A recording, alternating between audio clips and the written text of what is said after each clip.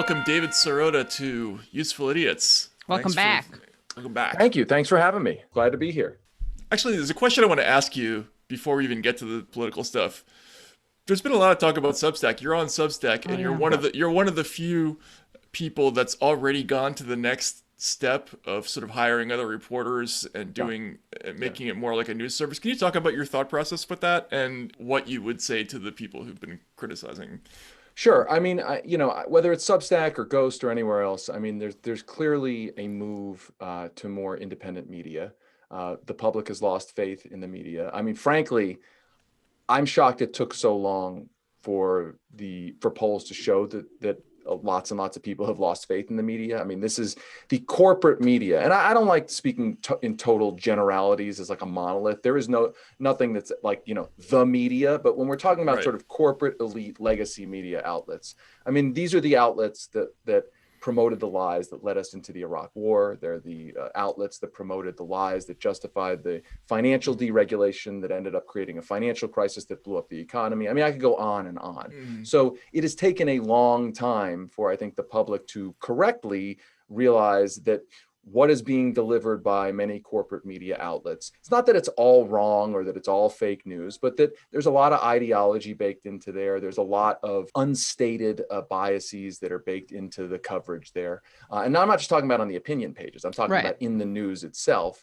And that now, there is a move, people are looking for independent voices. And I think that whatever platform it is, Substack or Ghost or anywhere else, that people are looking for those independent voices. And the panic in the media industry over this, first of all, it's like completely disproportionate, right? I mean, let's be very clear, like the move to independent media, it's a far cry from that entire space, even occupying a space as big as one of the major legacy outlets like that.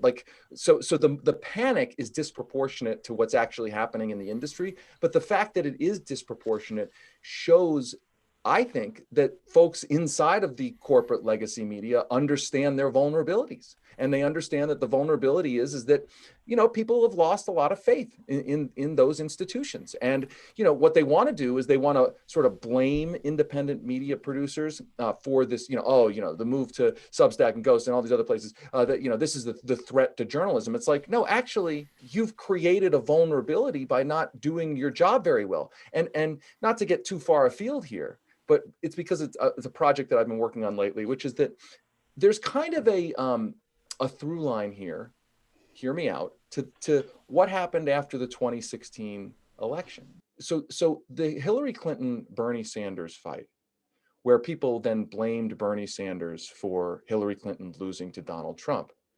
What that really was, Hillary Clinton ran such a bad campaign and was so inherently vulnerable despite having all of the institutional support behind her, that this senator from a tiny state with, not a ton of conventional charisma was able to almost win and was able to run a really credible campaign. Now, no disrespect to Bernie, he ran a good campaign, great campaign, but that was first and foremost a referendum on the institutional problems of the Democratic Party and Hillary Clinton. It's the same sort, and so then they blamed Bernie. The reason why Hillary lost was because of Bernie Sanders. A lot of garbage, right? But there's the same dynamic in media now. It's like the New York Times, the Washington Post, all these, cable TV news. Oh my God, like the Substack and independent media producers. It's like, they're ruining journalism. It's their fault that journalism is going down. It's the same dynamic. It's like, actually, no, the issue is that you have every shred of power on your side. Right.